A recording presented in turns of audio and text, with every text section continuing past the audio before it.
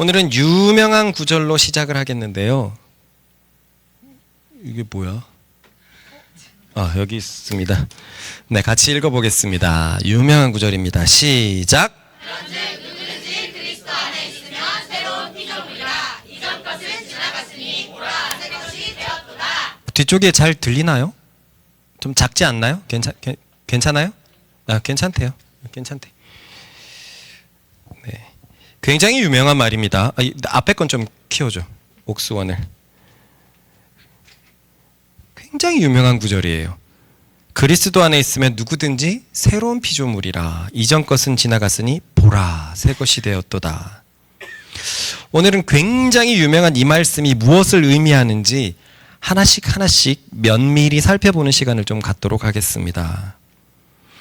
왜 이 구절을 면밀히 살펴보냐면요, 정말 대단한 것을 말하고 있으니까요. 우리는 너무 익숙한 구절이라서 쉽게 넘어갈 수 있지만 성경은 약속하고 있어요. 새 것이 되었도다. 아까 여기 앞에 앉아 있었던 의진이와 대준이를 보십시오. 거기에 민경이가 확신에 차서 당신도 그리스도 안에 있으면 새 것이 될 수 있습니다 라는 얘기가 가난한 심령에겐 어떻게 들리겠습니까? 이 말씀이 진짜라면 도대체 새 것이 무엇인지, 무엇을 의미하는지 굉장히 심오한 의미가 담겨 있기 때문에 이 말씀을 세 가지로 한번 살펴보려고 해요. 첫 번째는요, 그리스도 안에 있다는 것이 무슨 의미일까 도대체? 그리스도 안에 있다. 이게 교회 다닌다는 말일까? 신앙생활을 십몇 년 했다는 말일까? 그리스도 안에 있다는 것의 의미, 이것을 한번 살펴볼 것이고요. 두 번째로는 새로운 피조물이 무엇을 말하는지에도 살펴보겠습니다. 도대체 이게 무슨 말일까? 세 번째는 두 번째와 연결해서 생각해 볼 것인데, 이전 것은 지나갔다. 그래서 새 것이 되었다라는 게 무슨 표현일까? 이것에 대해서 알아보겠습니다. 첫 번째로 이 말씀은 분명히 선언하죠. 누구든지 그리스도 안에 있다면 새로운 일이 일어난다라고 분명히 얘기하고 있습니다. 그렇기 때문에 중요한 질문은 과연 그리스도 안에 있다는 것이 어떤 의미일까? 이렇게 물어보면 우리가 다른 생각을 많이 하겠지만은요, 일반적으로 이 유명한 구절은 교회 다니는 사람들이 그냥 지나가는 구절이에요. 나 모태신앙이니까, 나 신앙생활 몇 년 했으니까, 나 주일날에 봉사하는 거 몰라? 나 주일학교까지 하는 사람이야. 이런 것이 과연 그리스도 안에 있다는 의미일까? 성경적으로 과연 그런 것일까? 이것을 좀 살펴보려고 해요. 일단 이 말씀을 문자 그대로 한번 보십시다. 문자 그대로 보면 그리스도 안에 있다라는 말은 그리스도 속에 있다는 말입니다. 그죠? 마치 컵 안에 물이 있다, 컵 속에 물이 있다, 똑같은 말이죠. 냉장고 안에 먹을 것이 있다, 냉장고 속에 먹을 것이 있다, 똑같은 말이죠. 차 안에 폰을 두고 왔다, 차 속에 폰이 있다, 똑같은 말이죠. 이 의미들은 그 속에 있다라는 의미예요. 그 속에. 그러므로 문자적으로 볼 때 한번 따라해 볼까요? 그리스도 안에 있다는 말은 그리스도 속에 들어있다 라는 말과 똑같은 말입니다. 똑같은 말이죠. 똑같은 말입니다. 그러니 이 말씀은 누구든지 그리스도 속에 있다면, 말과 똑같은 말이에요. 그리스도 속에, 그 그리스도라는 그 구원자 속에 들어가 있다면 이라는 뜻일 거예요. 그러면 그리스도 안에 있다, 그리스도 속에 있다 라는 말은 무슨 말일까요? 그리스도 속에 있다. 이에 대해서 예수님께서 이렇게 말씀하신 부분이 있습니다. 유명한 구절이거든요. 읽어보겠습니다. 시작. 그들이 먹을 때 예수께서 떡을 가지사 축복하시고 떼어 제자들에게 주시며 이르시되 받아서 먹으라 이것은 내 몸이라 하시고 또 잔을 가지사 감사기도 하시고 그들에게 주시며 이르시되 너희가 다 이것을 마시라 이것은 죄사함을 얻게 하려고 많은 사람을 위하여 흘리는 바 나의 피 곧 언약의 피니라. 아까 마음이가 말한 것처럼 오늘 아이들에게 오병이어에 대해서 설명을 했단 말이에요. 근데 오병이어의 진짜 의미는 물고기 2마리랑 빵 5개로 2만 명을 먹이신 게 아니라 그 일을 통해서 너희도 내 살을 먹고 내 피를 먹어라 라는 게 요한복음 6장에 있어요. 그래서 그 의미를 설명해 줬는데 보니가 슬퍼요 그러는 거예요. 예수님이 나를 위해서 못 박히고 가시관을 쓰고 채찍에 살점이 떨어져 나가는 걸 슬퍼요. 그러더니 쪼아는 울먹울먹거리는 거예요. 참 순수한 아이들을 한번 생각해 봤습니다. 나를 위해서 대신 죽었다. 교회 오래 다니면 이거 별로 아무런 감동이 없는 사람들도 많은데 저 첫사랑 예수님이 나를 위해서 죽다. 결국 우리의 믿음은 여기에서 시작되는 거잖아요. 이 유명한 말씀은 그 레오나르도 다빈치가 이렇게 그렸던 그 그림에서 나오죠. 라스트 서퍼, 마지막 만찬에서 하셨던 말씀입니다. 예수님께서 식사하다가 어느 순간에 갑자기 제자들에게 빵을 나눠주셨어요. 그것은 원래 6월절 만찬 식사에 있었던 의식이거든요. 그 의식처럼 빵을 나눠주셨어요. 그런데 아주 신기한 말을 했습니다. 그게 뭐냐면 받아라, 이 빵을 받아라, 이것은 내 몸이다 라고 하셨어요. 그리고 어느 순간에 포도주를 나눠주시면서 이것은 나의 피다 라고 얘기를 하셨어요. 당시 제자들은 예수님이 뭔 소리 하는지 전혀 몰랐을 거예요. 뭐 빵과 포도주를 나눠주면서 내 몸이다, 내 뭐 피다라고 얘기하는데 뭐 무슨 의미인지 어떻게 알았겠습니까?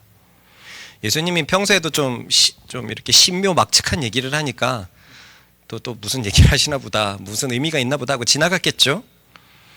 그러나 우리는 이 의미를 알고 있습니다. 이것은 십자가에서 찢겨진 예수님의 몸과 흘리신 피를 의미한다는 것을 우리는 잘 알고 있습니다. 맞지요? 네. 그래서 우리는 복음 예배 때 항상 이 앞쪽에 성찬식을 준비하는 게 그 의미예요. 빵은 십자가에서 찢겨진 살을 의미하고 포도주는 십자가에서 흘리신 피를 의미합니다. 내가 죽어야 되는데 예수님께서 대신 죽으셨던 것을 기념하는 것이 바로 이 십자가예요. 그래서 교회는 이 성찬식을 드리면서 우리 대신 십자가에서 죽으신 예수님의 그 숭고한 희생을 계속 기념하는 거예요. 이게 일반 교회는 이게 뭐 반년에 한 번, 1년에 한 번 드리는 것이 됐는데요. 사실상 초대교회는 매 예배 때 드렸어요. 매 예배 때마다.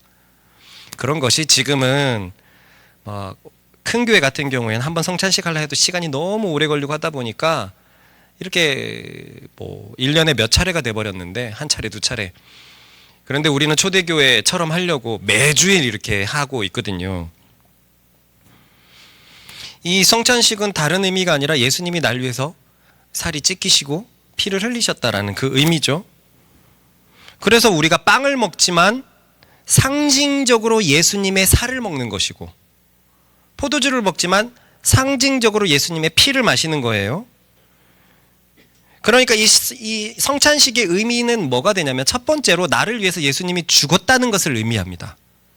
예수님의 몸과 예수님의 피가 이렇게 놔져 있으니까 예수님께서 나를 위해서 죽었다는 것을 첫 번째로 의미해요. 두 번째로 의미하는 것은 내가 그것을 먹잖아요. 예수님의 몸으로 상징되는 빵을 먹고 예수님의 피로 상징되는 포도주를 먹으니까 내 속에 예수님이 계신다라는 의미예요. 나는 내 속에 예수님의 피가 흐른다. 내 속에 예수님의 살이 있다라는 의미입니다. 한마디로 따라해 봅시다. 내 속에 예수님이 있다. 이 의미예요. 두 번째로는. 그런데 성찬식의 의미는 이 두 가지가 다가 아니거든요. 하나가 더 있습니다. 이것은 헌법에 나와 있어요. 헌법에. 이 장로교 헌법에 나와 있는데 그것은 믿는 자 모두가 성찬식에 참여함으로 믿는 자 모두는 그리스도의 피와 몸에 참여한다라는 의미가 있습니다. 따라해 볼까요? 믿는 자 모두는 그리스도의 피와 몸에 참여한다. 당연히 이것은 성경 말씀을 바탕으로 만들어진 헌법이거든요. 읽어보겠습니다. 시작. 우리가 축복하는 바 축복의 자는 그리스도의 피에 참여함이 아니요 우리가 빼는 떡은 그리스도의 몸에 참여함이 아니냐. 그죠? 포도주를 나눌 때는 그리스도의 피에 참여하는 거예요. 그리고 떡은 그리스도의 몸에 참여하는 겁니다. 우리는 이따가 또 성찬식을 할 거예요. 그리고 우리는 성찬을 하면서 내 속에 예수님의 피와 살이 있다는 것을 묵상할 것이고 나를 위해서 예수님이 죽었다는 것을 묵상할 것입니다. 그런데요, 내 옆에 있는 형제자매도 같은 것을 묵상할 거예요. 같은 것을. 그도 내 속에 예수님의 피와 살이 있다라고 묵상을 하겠죠. 그렇게 믿는 자 모두는 이 성찬식에 참여하면서 모두가 내 속에 예수님의 피와 살이 있다라는 것을 묵상합니다. 그죠? 그러면 어떻게 될까요? 이 믿는 자 모두가 그리스도의 몸을 이루는 거예요. 내 속에 그리스도의 살이 있고 내 속에 피가 있고 이 친구도 있고 이 친구도 있고 이 친구도 있기 때문에 우리 속에서 우리 모두가 그리스도의 몸을 이루는 겁니다. 그래서 성경은 교회를 그리스도의 몸이라고 부르는 이유가 바로 여기에요. 예수님의 십자가를 기념하면서 그의 피와 살을 먹은 자들이 모여있기 때문에 모두가 합치면 그리스도의 몸이 되는 거죠. 읽어볼까요? 시작. 교회는 그의 몸이니 그의 몸된 교회를 위하여. 교회를 예수님의 몸이라고 하는 이유가 그것입니다. 나도 예수님의 몸이 있고 우리 의진이에게도 있고 세희에게도 있고 나래에게도 있고 우리 모두가 예수님의 몸을 이루고 있는 거죠. 그러니 성찬에 참여한다는 것은요, 미시적으로는 좀 이렇게 짧은 안목으로는 내 속에 주님이 있다. 왜냐하면 내가 그의 피를 먹고 그의 살을 먹었으니까 라는 의미지만 거시적으로 좀 크게 본다면은요, 내가 주님의 몸에 참여한다. 예수님이라는 몸의 일부가 된다라는 의미가 있습니다. 그렇게 나도 몸의 일부, 너도 몸의 일부, 너도 몸의 일부 모두가 교회가 그래서 그리스도의 몸이 되는 것이죠. 그리스도 안에 있다라는 것이 바로 이 의미입니다. 그의 속에, 그의 몸 속에 있다라는 의미예요. 즉, 잘 들어보세요. 나를 위해서 십자가에 달려 죽으신 예수 그리스도를 믿는 자, 그의 성찬에 참여하면서 그리스도의 죽으심을 묵상하는 자, 그래서 그의 몸의 일부를 이루는 자, 그렇기 때문에 예수님을 믿는 자들이 그의 몸 안에 있게 되는 것입니다. 한마디로 그리스도 안에 있는 자라는 말은 날 위해서 예수님이 죽으셨다는 것을 믿는 자라는 거예요. 자, 다시 한번 보십시다. 그리스도 안에 있다? 그리스도 속에 있다? 성경은 그리스도의 몸 속에 있다? 왜 우리가 그리스도의 몸 속에 있냐면 내가 그것을 먹으면서 그의 살과 피를 먹으면서 그리스도의 몸의 일부가 되는 거거든요. 우리 모두가 그리스도의 몸을 이루기 때문에 결국 그리스도 안에 있다라는 말은 좀 돌아왔지만 쉬운 말로 나를 위해서 죽으신 예수 그리스도를 믿는다라는 의미입니다. 그러니 아까 유명했던 말씀을 이렇게 읽어도 전혀 무방합니다. 읽어보겠습니다. 시작. 그런즉 누구든지 우리를 위하여 십자가에 달린 예수 그리스도를 믿는 자는 새로운 피조물이라. 이전 것은 지나갔으니 보라 새 것이 되었도다. 아까는요, 그런즉 누구든지 그리스도 안에 있는 자는 이렇게 읽었어요. 그리스도 안에 있는. 근데 그리스도 안에 있다는 의미를 봤습니다. 우리를 위하여 십자가에 달린 예수 그리스도를 믿는 자, 예수를 믿는 자, 그의 죽음에 참여하는 자, 그의 성찬식을 통해서 그의 몸의 일부가 되는 자, 그렇게 예수를 믿으면서 우리는 그리스도 속으로 들어가게 되는 거예요. 그리스도 안으로 들어가게 되는 것입니다. 그러니 우리는 첫 번째 의문은 풀었습니다. 누구든지 그리스도 안에 있으면 이라는 의미는 누구든지 우리를 위하여 십자가에 달린 그리스도를 믿는 자라면 이라는 의미였어요. 이제 두 번째 질문을 풀어보겠습니다. 두 번째 질문이란 새로운 피조물은 대체 무엇을 의미하는 것일까? 그런데요, 이 말씀이 참으로 중요한데요. 많은 교인들이 여기에서 새로운 피조물을 상징적으로 생각하는 거예요. 상징적으로 생각한다는 거예요. 마치 이야, 너 장가 가더니 새 사람이 되었네. 이야, 너 군대 가더니 완전히 새로운 남자가 되었다. 이런 것처럼 많은 교인들이 예수를 믿는 사람이 새로운 피조물이 되었다라는 말을 예수님 믿고 새로운 마음가짐으로 살아간다라고 생각을 합니다. 새로운 마음으로. 그냥 이렇게 뭔가 예수 믿는 것은 뭔가 새로운 정신으로 살아가고 새로운 마음으로 살아가고, 여기 그래서 새로운 피조물이라는 말을 굉장히 상징적으로 해석해요. 그런데 과연 그럴까요?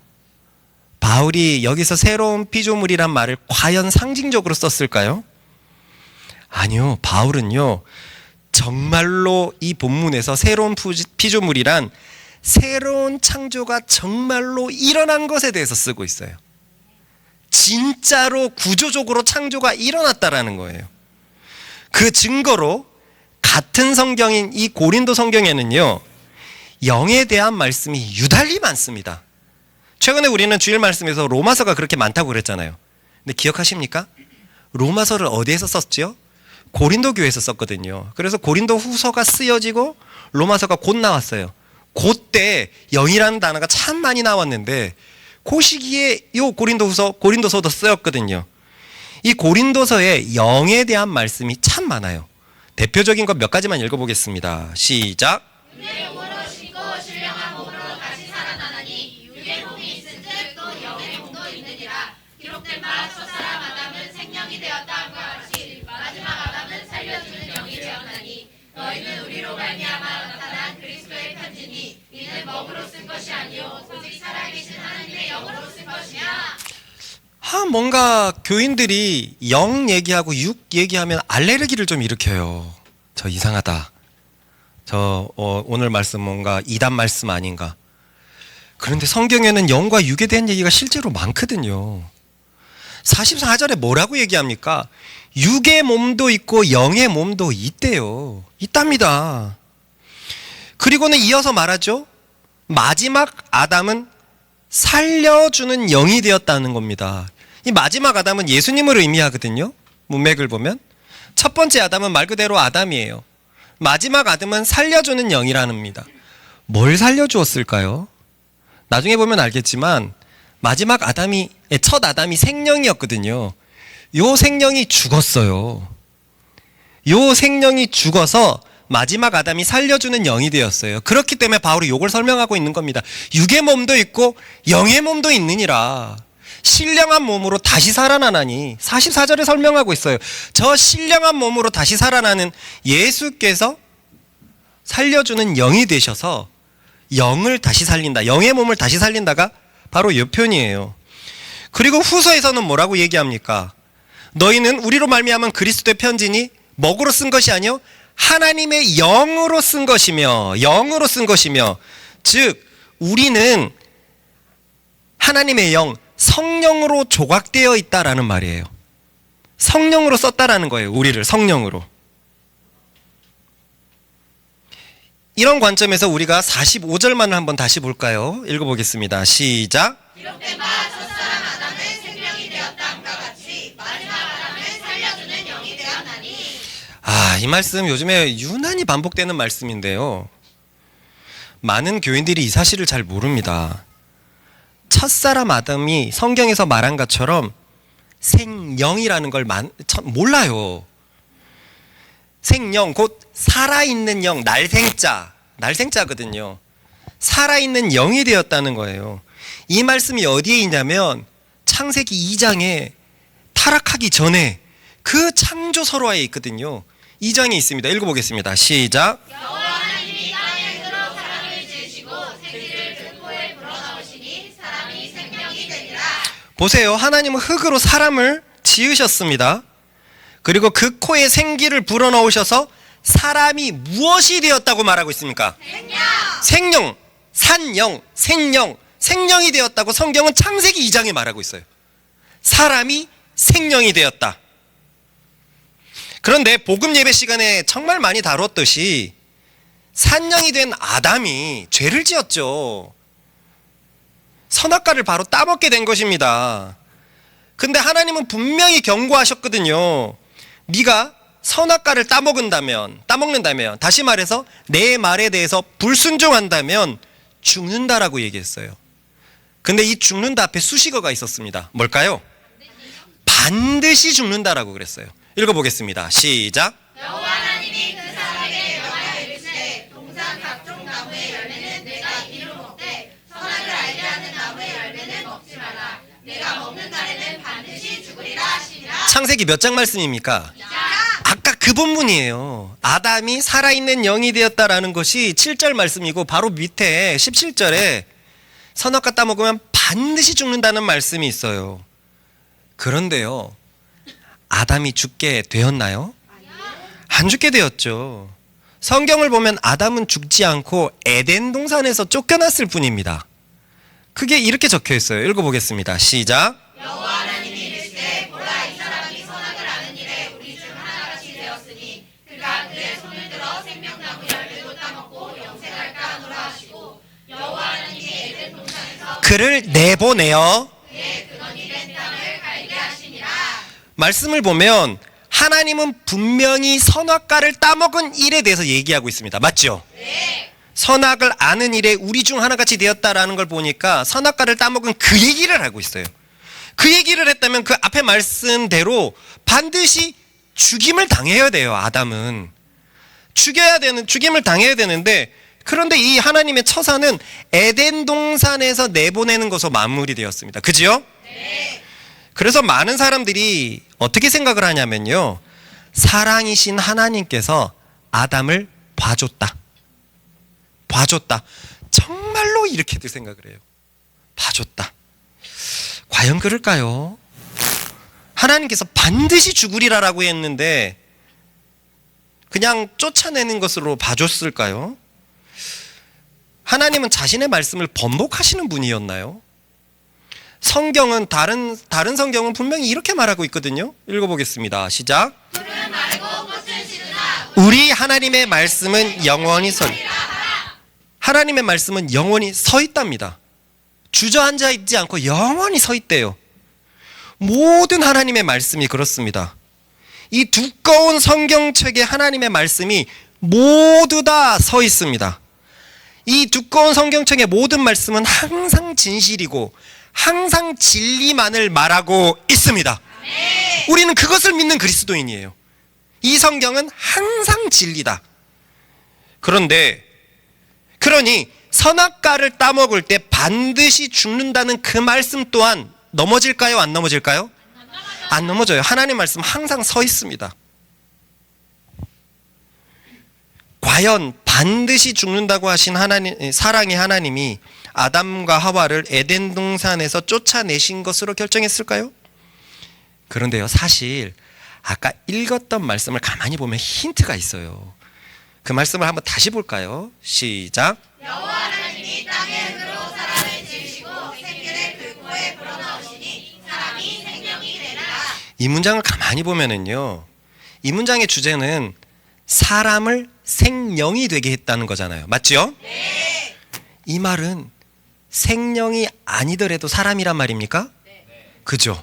사람을 생명되게 했잖아요. 그러니까 생명 전에 이미 사람이라고 성경은 얘기하고 있잖아요. 맞습니까? 네. 그래요. 생명이 죽더라도 없더라도 사람은 사람입니다. 사람에다가 영을 부어서 생명이 되게 하신 거예요. 그러니 우리는 이 말씀을 종합해 볼 때 죄를 지었을 때 반드시 죽으리라라는 말씀이 무엇을 의미하는지 우리는 알 수 있지요. 사람이 생명이 되었다라는 것이 죽어버린 겁니다. 죽어버려서 이 사람들이 사람이 아니게 됐습니까? 아니요. 원래 사람에게 생명이 주어졌다가 반드시 죽으리라고 했을 때 이 생명, 살아있는 영이 죽어버렸어요. 죽어버렸다 그래도 사람은 사람입니까? 네. 사람이에요. 사람에서 생명을 더한 것이니까 그 생명을 빼도 사람입니다. 우리는 이 사실을 잘 구분해야 돼요. 아까 바울이 그랬잖아요. 육의 몸도 있고 영의 몸도 있다. 영의 몸도 있다. 이 육의 몸이 지금 창세기 2장에서 말하는 사람이고요. 생명이 되었다라는 것이 바로 영의 몸을 이야기하고 있습니다. 그리고 예수를 믿을 때 영의 몸이 다시 산다고 우리가 그 말씀을 읽은 거였거든요. 그 부분 다시 볼까요? 시작. 육의 몸으로 심고 신령한 몸으로 다시 살아나니 육의 몸이 있은즉 또 영의 몸도 있느니라. 기록된 바 첫사람 아담은 생명이 되었다함과 같이 마지막 아담은 살려주는 영이 되었나니. 그러므로 45절에 이 첫 번째 문장과 두 번째 문장 사이를 추가를 할 수 있어요. 어떻게 추가를 하냐면 이렇게 한번 읽어보겠습니다. 시작. 기록된 바 첫사람 아담은 생명이었었는데 선악과를 따먹음으로 영이 죽었더니 마지막 아담은 살려주는 영이 되었더라. 그러면 이 44절부터 이해가 가죠. 신령한 몸으로 다시 살아나는데 누가 다시 살아나게 하냐면 이분요, 예수님이 살려준다는 거예요. 그러니 첫사람 아담은 살아있는 영이었지만 선악과를 따먹음으로 영이 죽었었는데 그래도 사람이었는데, 그래서 많은 사람들이 에이 안 죽었잖아요, 쫓아놨잖아요. 사람은 그대로 사람이었어요. 불순종해도 영이 죽었던 겁니다. 선악과를 따먹음으로 영이 죽었더니 마지막 아담은 살려주는 영이 되었더라. 이것을 고린도서에서 계속 얘기하고 있어요. 그러니 바울은 예수님을 믿을 때 마음이 새로워지는 것을 말하고 있지 않습니다. 성경은요, 죽었던 영이 살려주는 영이신 예수님에 의해서 다시 살게 된 사건을 말하고 있습니다. 그렇습니다. 우리가 예수님을 믿을 때 영이 다시 삽니다. 생명이 되는 거예요. 산 영이 되는 겁니다. 새로운 마음가짐으로 살아가는 게 아니라요, 존재가 바뀌어버려요. 존재가 바뀌어버립니다. 창세기 2장 7절에 흑인 사람에게 하나님의 영이 들어와서 생명이 된 것처럼 생명인 존재로 살아가게 되는 것입니다. 그러므로 다음 말씀을 다음처럼도 읽을 수 있어요. 읽어보겠습니다. 시작. 그런즉 누구든지 우리를 위하여 십자가에 달린 예수 그리스도를 믿는 자는 산 영이라. 이런 것은 지나갔으니 보라 새 것이 되었도다. 예수를 믿는 사람은 완전히 다른 존재, 살아있는 영을 가진 존재가 되었습니다. 그럼 마지막 질문을 살펴봅시다. 이전 것은 지나갔으니 보라 새 것이 되었도다 라는 게 무슨 의미일까요? 일단 이전 것이 무엇인지 분명해졌습니다. 이전 것은 육의 몸에 그냥 사람이에요. 아까 우리 계속 읽었지만 육의 몸도 있은즉 영의 몸이 다시 사나니라고 되어 있죠.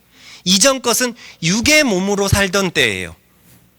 새로워진 것은 이제 영의 몸을 가진 사람이 되었다는 것입니다. 그러면 이 문제를 쉽게 풀기 위해서 도대체 무슨 말일까? 예수님을 믿으면 영의 몸을 가진 사람이 된다고? 영이 된다고? 이게 뭔가 상징적인 게 아니라 실제적인 창조가 일어나는 거라고? 그래서 신약을 보면은요, 이 재창조에 대한 말씀이 진짜로 많거든요. 그러니 이게 하나도 상징적인 게 아니었어요. 실질적으로 그리스도인에게 일어나는 엄청난 변화를 말하는 것이었어요.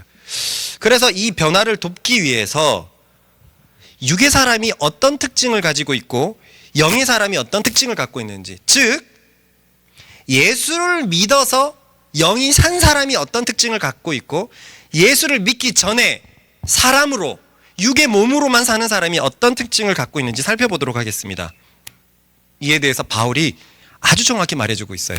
한번 읽어보겠습니다. 시작. 육신을 따르는 자는 육신의 일을, 영을 따르는 자는 영의 일을 생각하나니 육신의 생각은 사망이요 영의 생각은 생명과 평안이니라. 이 말씀을 쉽게 얘기하자면요, 육신의 사람은 육신의 일만 할 뿐인데 그것의 결과는 사망이라는 것이고요, 영의 사람은 영의 일만 할 뿐인데 그것의 결과는 생명과 평안이라는 거예요. 즉 불신자의 결과는 사망이요, 예수님을 믿는 자, 이 영이라는 것은 아까 새로운 피조물이니까요, 나를 위해서 죽으신 그리스도를 믿어서 새로운 피조물이 된 사람의 결과는 생명과 평안이랍니다. 이런 명확한 선 나누기에 대해서 어떤 생각이 드세요? 좀 마음에 저항감이 들지 않습니까?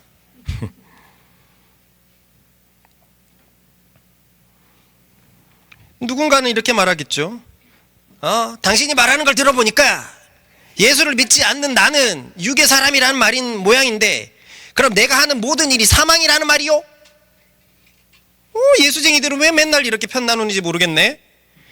그리고 예수 믿는 사람이 영의 사람이라고 뭐 새로운 창조라고 말하고 싶은가 본데 예수 믿는 사람과 다 예수 믿는 사람의 결과가 다 생명과 평안이란 말이요? 나 그거 못 봤는데? 내 앞에 예수 믿는 사람들을 통해서 못 봤는데?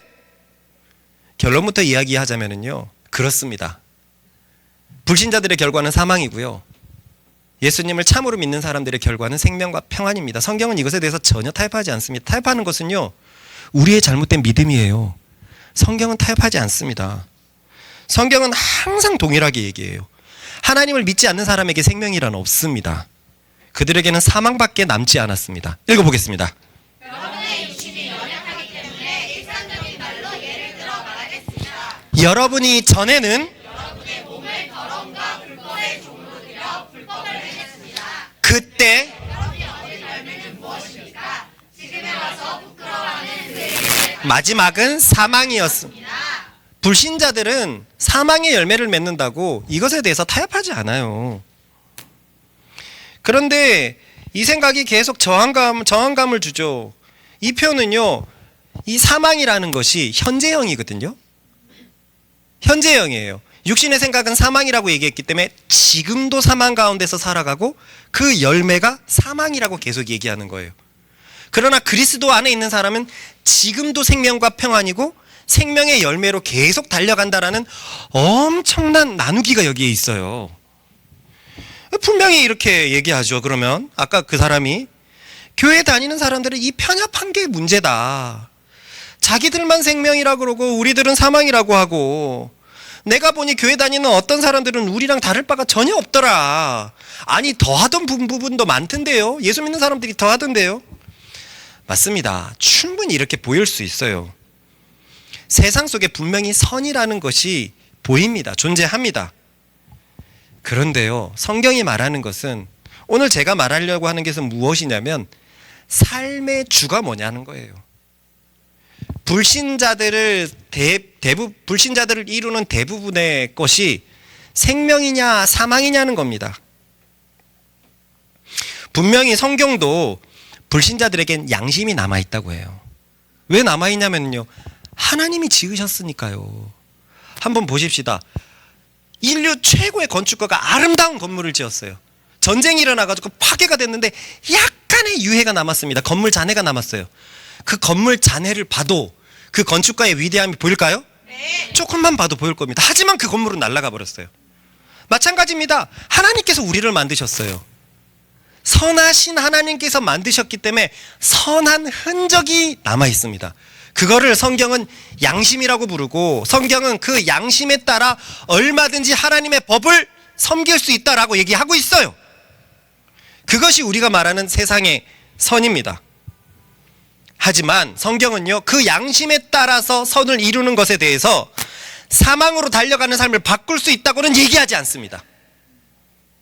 그렇게는 얘기를 하지 못해요. 바꾸기는커녕 삶의 선한 흔적들이 있다고 하더라도 대부분의 삶은 사망 속에서 살고 있고 그 마지막은 사망이라고 얘기하는 것이 성경입니다. 다시 말하지만요, 예수 믿는 사람들은 항상 나쁜 일만 한다라고 성경은 얘기되어 있지 않아요. 사망 속에서 살고 있고 사망으로 달려가는 거예요. 하나님의 흔적 때문에 선한 일을 할 수 있지만 그 선한 일 자체로는 자신의 영혼을 구원받을 수 없다라고 성경은 분명히 얘기하고 있어요. 사망을 못 바꿉니다. 자, 이 말이 육신적인 사람들, 불신자들은 굉장히 듣기 거북하겠지만 이렇게 생각하면 그들도 할 말이 없어요. 세상에 생명이 가득합니까? 사망이 가득합니까? 우리 내에 일상적인 삶에 생명이 가득합니까? 사망이 가득합니까? 그렇다면은요, 어릴 때의 생명이 가득했습니까? 나이가 들 때 생명이 가득했습니까? 모두 동의할 수밖에 없습니다.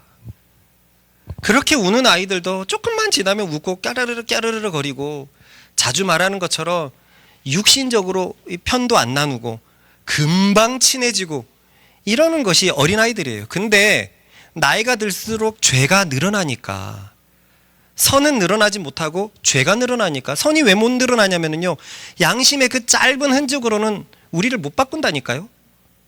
못 바꾼다니까요. 양심이, 세상 사람들은 갈수록 퇴화하잖아요. 갈수록 양심이 살아서 그 양심의 가책을 받는 사람이 많습니까?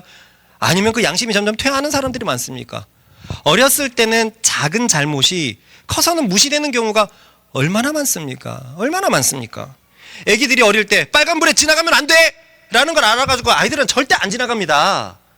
그런데요, 어른들은요, 자기가 급하면 다 지나가요. 갖가지 어떤 변명들을 대면서 지나가요. 우리들의 양심은 갈수록 퇴화합니다. 이것에 대해서 인정하지 못하는 사람은요, 완악한 자고 궤변론자고 그냥 저항에 저항을 하는 그런 자죠. 모두 동의할 수밖에 없습니다. 세상에는 생명보다 사망이 가득합니다. 우리네 삶에는 생명보다 사망이 가득합니다. 그리고 어릴 때보다 지금이 더 사망이 가득합니다. 부정하고 싶겠지만 부정할 수 없는 것이 이것이 인류의 역사입니다. 하나님으로 창조된 사람이, 하나님에 의해서 창조된 사람이 영이 죽어서 하나님과 교제를 할 수 없기 때문에 하나님의 생명을 공급받지 못해서 사망으로 달려가는 거예요. 그러니 이 세상 사람들은 항상 과거를 추억합니다. 좋았던 어떤 때, 뭔가 생동감이 있었을 때를 추억합니다. 그런데 그때로 돌아가 봐도 그때는 또 그 예전을 좋아하거든요. 중학교 때 올라가니까 와, 초등학교 때 좋았는데, 이런 생각 해본 적 있어요? 저는 해봤거든요. 중학교 가니까 공부에 압박이 있는데 초등학교 때는 압박이 없었거든요. 고등학교 올라가니까 우와, 내가 지금 이 정신으로 중학교 갔으면 공부 1등 했겠다. 대학교는 자유인 줄 알았는데 책임이 막 오는 거예요. 대학교 올라가니까 지나가는 아이들도 아저씨라고 불러요. 나는 아직 아저씨가 아니고 성인이 안 됐는데 세상은 나를 태화님이라고 부르면서 한 명의 인격적인 객체로 불러주는데, 어렸을 땐 그게 좋았을지 모르지만 20살이 되고 되니까 내 인생을 내가 책임져야 된다는 엄청난 압박이 있었어요.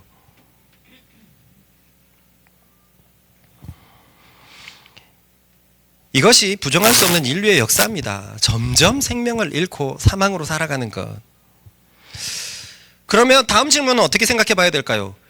당신은 예수 믿는 사람들이 다 영의 사람이라고 말하고 싶은가 본데, 예수 믿는 사람의 결과가 정말로 다 생명과 평안이라고 말하는 것입니까? 네, 저는 그것에 대해서 말하고 있습니다. 성경은 예수 믿는 사람의 결과가 생명과 평안이라고 얘기를 해요. 그런데요, 이 성경을 잘 읽어봐야 되는 게 있습니다. 왜냐하면 내 삶 속에서 생명과 평안이 얼마나 있는지 모두 다 생각해 볼 수 있거든요.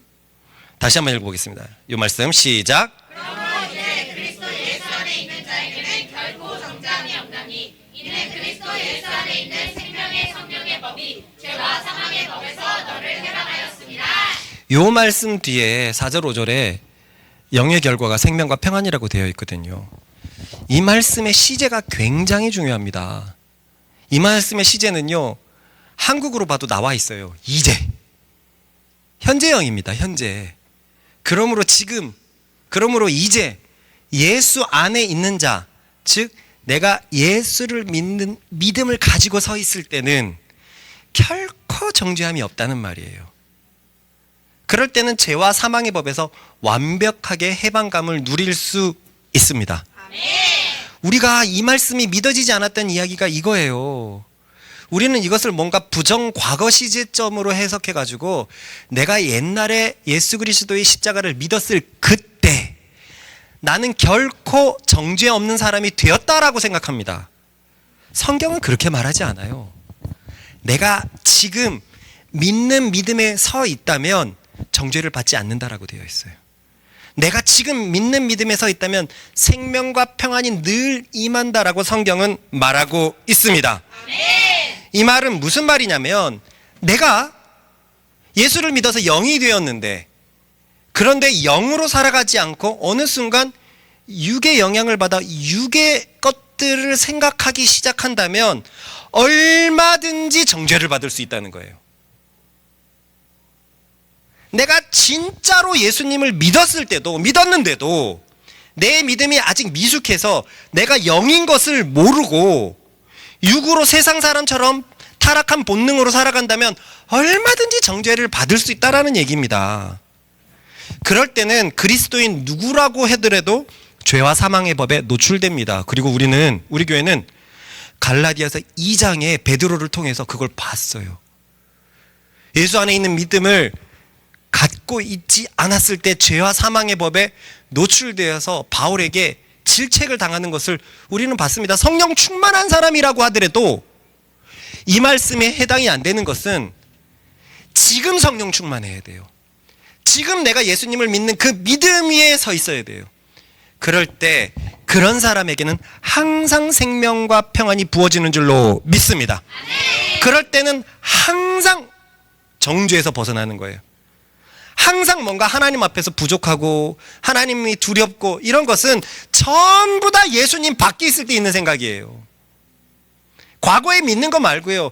지금 내가 예수님을 믿지 않으니까 하나님이 두려운 겁니다. 그 순간에. 그래서 바울은요, 이 본문에서 뭐라고 이야기하냐면요, 우리 교회로 치면 다음 주 말씀일 텐데, 그리스도를 믿어서 영인 사람들아, 영으로 살아라. 육으로 살다가는 반드시 죽는다. 요 얘기를 하고 있습니다. 읽어보겠습니다. 시작. 그러므로 형제들아 우리가 빚진 자로되 육신에게 져서 육신대로 살 것이 아니니라. 너희가 육신대로 살면 반드시 죽을 것이로되 영으로서 몸의 행실을 죽이며 살리니 무릇 하나님의 영으로 인도함을 받는 사람은 곧 하나님의 아들이라. 이 말씀은 무엇을 전제하고 있나요? 영의 사람들이 얼마든지 육신으로 살 수 있기 때문에 이 말씀이 나온 것 아니겠습니까? 그러니까 우리가 너무 이분법적으로 생각했어요. 예수님을 믿었을 때, 나는 정죄에서 해방된 사람이 되었다. 그런데 왜 나는 자꾸 정죄를 받지? 왜 나는 그 심판날이 두렵지? 내가 삶에서 짓는 죄는 뭐지? 이 말씀은 도대체 뭐야? 저 말씀은 성령 충만한 사람들에게만 해당되는 말이야? 이렇게 생각을 하거나, 아니면 아무리 봐도 성경은 좀 이상해. 이거는 일어날 수가 없는데. 아니요, 성경 앞뒤만 봐도 다 해결되는 말이에요. 그러므로 형제들아, 우리가 예수님에게 빚졌는데, 왜냐하면 예수님이 우리의 육신을 위해서 대신 자신의 육신을 죽이셨으니까요. 빚졌는데 육신대로 살지 말자는 거예요. 그러면서 육신대로 살면 반드시 죽는답니다. 이 말 왜 합니까? 형제들이 육신대로 살 수 있기 때문에 하는 말이잖아요. 예수 믿는 사람들이 육신으로 살 수 없다면 이 말을 왜 합니까? 전혀 필요 없는 말이죠. 나래는 여자잖아요. 내가 나래가 여자라는 것을 설명할 이유가 어디에 있습니까? 나래는 여자고 나는 남자예요. 설명할 이유가 없습니다. 예수 믿는 사람이 육신대로 살 수 없다면 이것은 필요 없는 구절이에요. 그런데 지금 로마 교인들이 어떻습니까? 예수를 믿어서 산 영이 된 사람들이 죄 때문에 그 믿음이 흔들리고 있었죠. 그러므로 그들에게 얘기를 합니다. 너희가 육신대로 살면 반드시 죽는다. 따라합시다. 그리스도인도 얼마든지 육신으로 살 수 있다. 그럴 때의 열매는 그리스도인이라고 하더라도 사망이다. 그러니 예수 믿는 사람들도 다 똑같던데요 라고 말한다면요, 두 가지를 생각해 볼 수 있어요. 그 사람이 예수님을 믿지 않거나 사실은, 아니면 믿는 믿음 위에 서 있어도 육신대로 살고 있기 때문에 사망의 열매가 함께 피어났다라고 말할 수 있습니다. 그러면 우리가 다음과 같은 생각을 할지도 모릅니다. 예수님을 믿어서 산영이 되었다고 하는데 산영이 된 것만으로는 끝이 아니구나. 분명히 산영이 되었다고 하더라도 얼마든지 육신대로 살 수 있으니까 우리는 영으로 살 수 있도록 영을 잘 선택해야 되겠다. 이 오류에 빠지는 사람들도 얼마나 많은지 모르겠습니다. 다시금요, 저를 보세요. 예수 믿지 않는 사람은 육의 사람입니다. 예수 믿고 예수님이 우리를 살려주셨어요. 산영이 되었어요.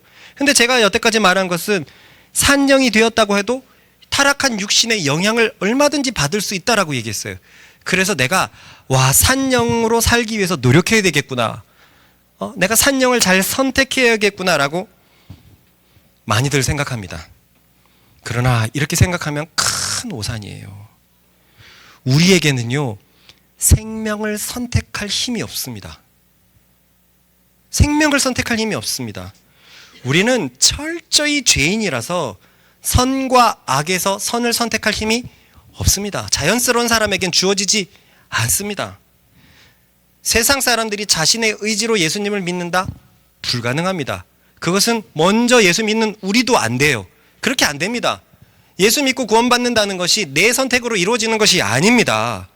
우리는 영과 육 중에서 무엇을 선택하는 것이 아니라, 이게 비슷한 말 같은데 굉장히 다른데요.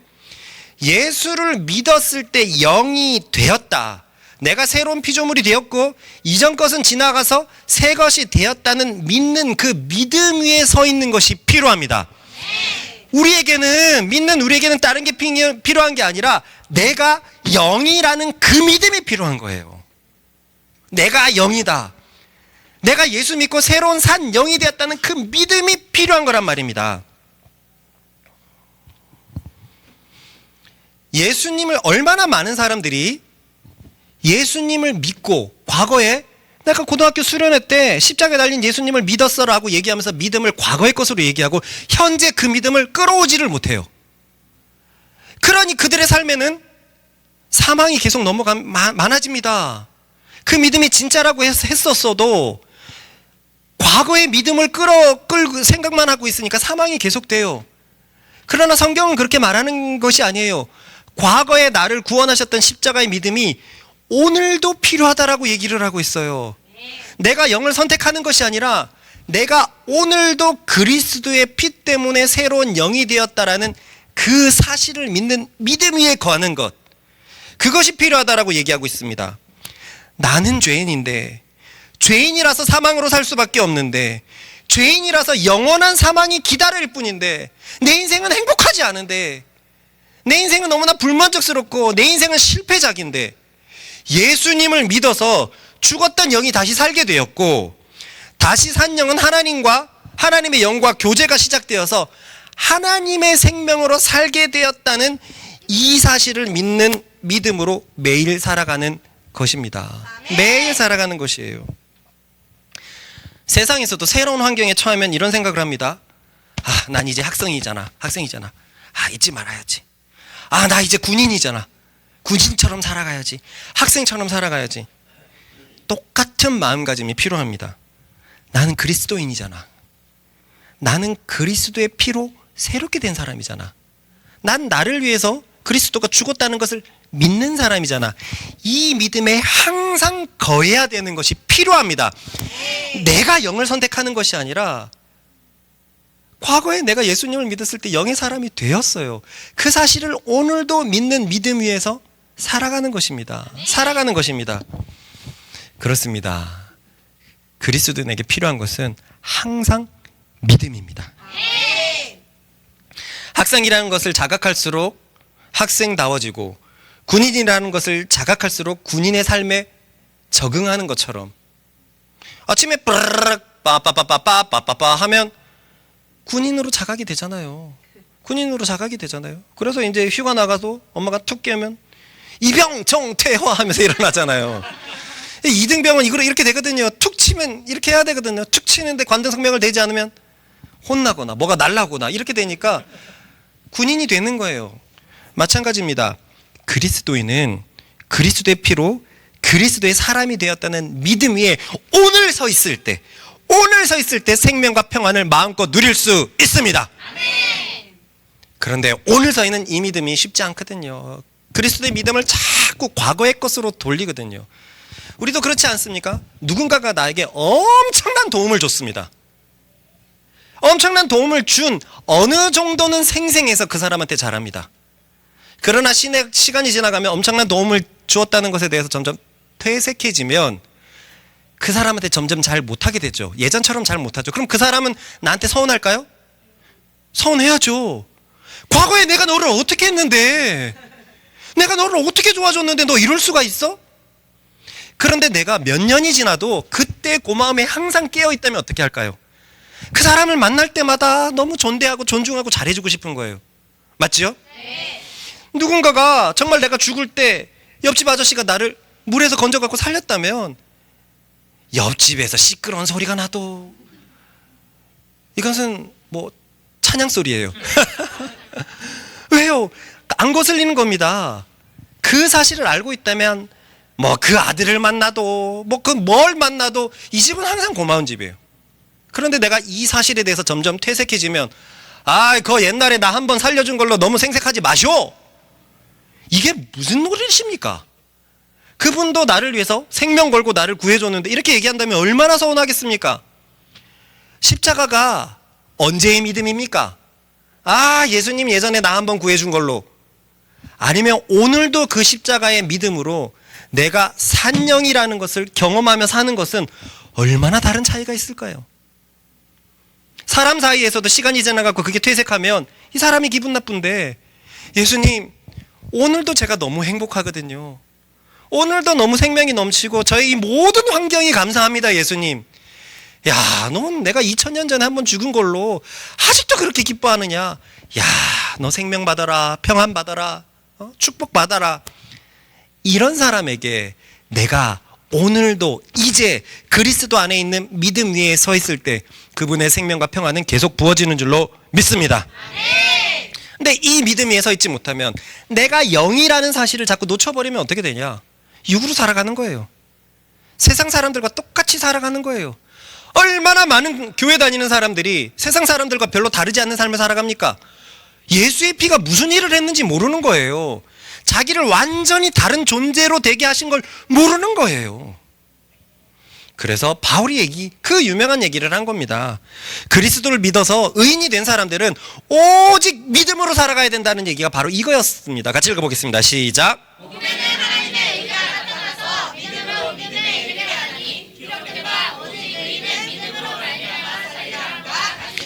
그러니 기억해야 됩니다. 우리를 세상과 다르게 만드는 것, 불신자들과 다르게 만드는 것은 오직 그리스도를 향한 믿음뿐입니다. 그 믿음이 다른 걸로 만들어요. 그 믿음에 서 있다면 나는 영으로 살아갈 수 있거든요. 그 믿음에 서 있다면 다른 것으로 불신자들과 차이를 두려고 하지 마세요. 예수 그리스도를 믿는 믿음이 불신자와 우리를 차이를 두는 유일한 것입니다. 말씀을 맺으면서요, 저는 오랫동안 새로운 피조물이 되었다는 말을 상징적으로 관념적으로만 생각을 했어요. 사실 이 말씀 저 굉장히 오래전에 깨달았거든요. 내가 산 영이 되었다는 말을 아주 예전에 깨달았어요. 그러나 그게 도대체 무슨 의미인지 몰랐어요. 뭐 눈에 보이지를 않으니까요. 그냥 상징적으로 관념적으로만 생각을 했어요. 그런데요, 올해 들어서 제가 제일 많이 느끼는 게 이 부분에 대한 변화예요. 올해 들어서 이젠 내가 정말 세상과 다른 사람이 있구나, 다른 존재이구나라는 것을 절감하고 있습니다. 왜냐하면요, 생각의 출발이 달라졌어요. 영의 사람은 영의 일만 생각을 하거든요. 영의 사람은 생명과 평안의 결과를 내놓는 사람이거든요. 저의 생각이 살릴 생각을 합니다. 죽일 생각이 아니라 살릴 생각을 해요. 출발이 달라졌어요. 그런데 가만히 보세요. 세상은 죽일 생각부터 먼저를 해요. 까내릴 생각하지, 잡아당길 생각을 하지, 살릴 생각 먼저 하지 않아요. 기준에 못 미다르는 사람을 쳐낼 생각을 하지 살릴 생각 하지 않습니다. 보편적으로요. 제가 친절해야겠다는 생각, 품어야겠다는 생각을 먼저 시작해요. 내 마음의 출발이 이렇습니다. 이래요. 그리고 착한 생각, 돕자는 생각이 내 마음에 가득 찰 지경이에요. 거의 매일 하는 기도 중에 이겁니다. 우리 성도들의 어려움을 항상 돌보게 하시고 나로 하여금 성도들의 어려움을 넘어가지 않게 하여 주십시오. 주님, 저는 정말로 내 성도들을 내 몸처럼 사랑하려 하고 사랑하고 있습니다. 그러니 제가 나를 위해서 살겠다라는 생각은 갈수록 줄어드는 반면에 주님을 위해서 살겠다, 특히 주님이 내게 주신 이 사람들을 위해서 살겠다라는 생각은 나날이 올라가고 있습니다. 그래서요, 가끔 이런 생각을 합니다. 와, 이러다 성자 되는 거 아니야? 나 이 정도는 아니었는데 내 속이 왜 이렇게 착한 것들이 점점 가득 차고 있지? 뭔가 내가 아니라는 걸 느껴요. 나 이렇게까지 착한 사람 아닌데? 나는 지나치게 나에게 빠른 사람이고 이기적인 사람이었는데 왜 베풀 걸 생각을 하고 사랑할 걸 생각하고 희생할 걸 생각하고 친절할 걸 생각하고 뭐가 이렇게 바뀌었지? 그 이기적인 사람이 날로 이타적인 사람이 점점 되어가고 있어요. 세상 사람들과의 생각 차이가 너무 나다 보니까 이제는 인정하지 않을 수가 없습니다. 아, 나는 존재가 달라졌구나. 완전히 다른 존재가 되었구나. 그냥 조금 착한 생각하다 마는 정도가 아닌 양심의 어떤 가책을 느끼고 말고 하는 그것이 아닌 내 존재가 선을 바라보고 있어요. 내 존재가 생명을 바라보고 있고 내 존재가 사랑을 바라보고 있습니다. 이제는 내 삶이 사랑을 빼놓고 산다는 것을 도저히 상상할 수 없는 존재가 되어버렸어요. 제가 나를 올려치게 하려는 마음이 전혀 아닙니다. 뭔가 이상한 존재가 되었다는 걸 내가 느끼는 거예요. 이 정도의 존재가 아니었는데 어디서 뭐가 달라졌을까? 아, 내가 영이라는 게 이거구나. 내가 그리스도를 믿는 믿음, 십자가를 향한 믿음에서 더 깊어지니까 내 믿음이 더 성숙하면서 나는 더욱더 영에서 자라가고 있습니다. 영에 거하는 시간들이 늘어나고 있어요. 그래서 하나님의 영과 소통하는 시간이 늘어나고 있고 하나님의 생명이 부어지고 있어서 과거의 내가 지금의 나를 봤을 때는 도저히 이룰 수 없는 성품을 만들어가고 있어요. 특히 정죄에서 벗어난 것이 그렇습니다. 40여 년을 정죄에 시달렸어요. 그리고 35살에 그 문제는 정죄의 피크를 찍어버렸죠. 저는요 40여 년 내내 하나님의 심판대가 무서웠습니다. 나 예수님을 믿고 평생 교회 다닌다고 하지만 그날에 크게 잘못될 수도 있어. 이 생각에서 자유로워져 본 적이 없어요. 우리 교인들은 잘 알겠지만 제가 학부 때는요 몇백 명 앞에서 새벽 기도를 인도하는 사람이었거든요. 그때 마지막 설교가 이거였어요. 주여 주여 하는 자마다 다 천국에 가는 것이 아니다. 우리 조심해야 된다. 그때도 그게 고민이었습니다. 항상 고민이었어요. 뭔가 저의 신앙생활은 항상 하나님의 앞에서 부족하게만 느껴졌어요. 그러나 지금은 다릅니다. 내 삶의 평안이 하나님과의 관계에서 평안이 주를 이루고 있습니다. 어느 순간 깨달았어요. 내가 정죄에서 벗어났구나. 어떻게 된 거지? 어떻게 된 것은요, 예전에도 정죄를 벗어날 수 있었죠. 그리스도를 믿는 믿음에 계속 서 있다면요. 성경은 그 믿음 안에 서 있을 때 정죄에 벗어날 수 있다고 말하고 있어요. 그리고 제가 그 믿음이 깊어지니까 정죄에서 벗어나고 생명과 평안이 주를 이루는 시간이 더 많아진 거예요. 그러니까 내 삶 속에서 정죄는 물러가고 생명과 평안이 내 마음의 왕이 되기 시작했습니다. 저는요 진심으로 저의 이런 삶이 꿈꾸는 것 같아요. 어떻게 내가 이렇게까지 할 수 있게 되었지?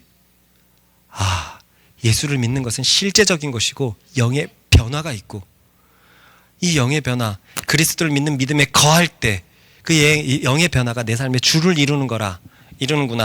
저는 이런 내 삶이 꿈과 같습니다. 어떤 사람은 여기에서 이렇게 생각할지도 모르겠어요. 그럼 예수 믿는 사람은 날마다 예수님을 믿는 것을 주목해서 살아야 하냐? 과거의 믿음으로 끝나는 게 아니라 날마다 예수님을 바라보는 그 믿음 속에서 살아야 한다는데 그 너무 각박한 것 아니냐? 세상도 각박한데 예수님 믿는 것도 각박해야 되느냐? 뭔가 행위적으로 바라봐요. 그런데요, 이런 생각을 한다면 그 말은 지극히 육신적인 말입니다. 왜냐하면요, 영의 구조를 이해하지 못하기 때문에 그래요. 마치 이런 것과 같습니다. 물고기가 물에서 숨을 쉬는 거 힘들어하는 거 봤습니까? 힘들어. 언제 그럼 저 물 밖에 나갈까? 아니요. 물고기가 물속에서 숨을 쉬는 것은 숨 쉬듯이 자연스러운 겁니다. 맞지요? 마찬가지로 우리는 공기 중에서 숨을 쉬는 게 숨 쉬듯이 자연스러운 거예요. 영의 사람들은 하나님과 교제를 하면서 생명으로 살아가는 것이 숨 쉬는 것입니다. 여러분, 아까 흙으로 사람을 만들고 그 코에 생기를, 숨을 불어넣으셨다 그래요. 하나님의 숨이 불어넣으셨을 때 우리가 살아있는 영이 되었다 그러는 거예요. 살아있는 영은 하나님과 호흡을 공유하는 겁니다. 어떤 사람이 숨 쉬는 것이 일처럼 느껴지는 사람이 있습니까? 숨 쉬는 게 일처럼 느껴지면 어떻게 해야 되죠? 이 삶은 진짜 너무 각박한 것 아닙니까? 여기서도 힘들고 저기서도 힘들고 화장실 가서도 힘들고 이따가 쉬어도 힘들고 잘 때도 숨 쉬느라 힘들고. 아니잖아요. 하나님을 모르고 십자가를 모르고 내가 영인 사람을 몰랐을 땐 이런 생각을 할 수 있어요. 내가 영인 사람인 것을 안다면 믿음이 성숙하면서 하나님을 바라보는 경건의 습관들은 나를 올가매는 규칙이 아니라 생명으로 살기 위한 자연스러운 숨쉬기가 될 것입니다. 하루에 기도 몇 번 해야 되고 뭘 해야 되고 뭐를 해야 되고, 이거는 육신적인 생각이에요. 그 자체가 나쁘다는 게 아니라 이런 것으로 뭔가 내가 계속 살아가서 뭔가 하나님 앞에 체크. 이것은 이것과 똑같습니다. 내 아내가 이걸 좋아하고 이거 좋아하고 이거 좋아하니까 내가 다 체크를 해요. 그래서 나는 내 아내 사랑한다. 근데 이 여보는 굉장히 엉뚱한 소리를 해요. 여보가 그것을 해도 나는 마음과 교감되지 않아. 난 사랑하는지 모르겠어. 그런 것으로 사람의 마음을 얻을 수 없습니다. 맞지요? 네. 사람의 마음과 마음은 그런 게 아니에요. 뭔가 대화를 통해서 눈을 보면서 얘기할 때 영이 오고 가는 무언가가 있잖아요. 내가 기도를 하고 뭐라고 그걸로 하나님을 사랑하고 하나님을 바라보고 뭐 예수 그리스도를 바라보는 믿는 믿음이라고 생각하는 것은 잘못된 것입니다. 그런 사람들은 율법주의로 흐르게 되는 것이고요. 그런 경고는 나를 올가매는 규칙이 되는 것이죠. 예수님을 믿는다는 것은 오늘 말씀에서 보았듯이 새로운 피조물로 살아가는 것이고요. 이 새로운 피조물은 하나님과 교제를 통해서 숨을 쉽니다. 처음 예수님을 믿고 온 영에 거하는 습관이 별로 있지를 않으니까 처음 숨쉬기가 조금 어려워요. 애기들도 탯줄로 숨을 쉬다가 여기에서 숨을 쉬는 거 어렵잖아요. 그래서 엉덩이를 톡 때리면 아 하면서 숨이 탁 터지는 것처럼 처음 예수를 믿고 영 안에서 숨 쉬는 것이 어려울 수 있어요. 그러나 그런 숨을 쉬면서 생명을 느끼고 평안을 점점 느끼다 보면 이것이 삶의 호흡이 되는 순간이 올 것입니다. 제가 지금 삶의 경건의 습관이 내 영의 호흡까지 됐다라는 정도에 이르렀다는 말은 아니에요. 그런데 분명한 것은 내 영이 이것을 통해서 산다라는 것을 내가 확실히 알고 있고, 예전과 다르게 기도와 말씀에 대해서 정말 다른 자세로 다가가는 거예요. 주님으로 숨쉬고 싶고 주님으로 살고 싶고 오늘도 주님으로 생명으로 이렇게 버무려지고 싶고 그렇게 살고 싶습니다 라고 제가 그렇게 생각이 바뀐 거예요. 여러분들은 예수님을 믿고서 내가 완전히 새로운 피조물이 되었다라는 것을 경험해 보셨습니까? 내가 세상과 완전히 다른 사람이구나, 다른 존재가 되었다는 것을 경험해 보셨습니까? 저는 부끄럽지만 아주 나중에 불과 몇 년 전에 경험을 했거든요. 그런데 성경을 보면은요, 그것을 경험한 사람들, 새로운 피조물이 되었다는 것을 자각하는 사람들에 대한 얘기가 적혀 있었어요. 그러니 뭔가 뜬구름 잡는 소리 같았어요. 그런데요, 내가 영의 사람인 걸 알고 이 믿음에서 자라가다 보니 와, 예수 믿는 사람의 그 어마어마한 성경에 나와 있는 특권이 내 삶에 그대로 놓여 있다는 것을 목도합니다. 그래서 예수 믿는 게 얼마나 좋고 재밌는지 모르겠어요. 예수 안 믿고 어떻게 살았을까?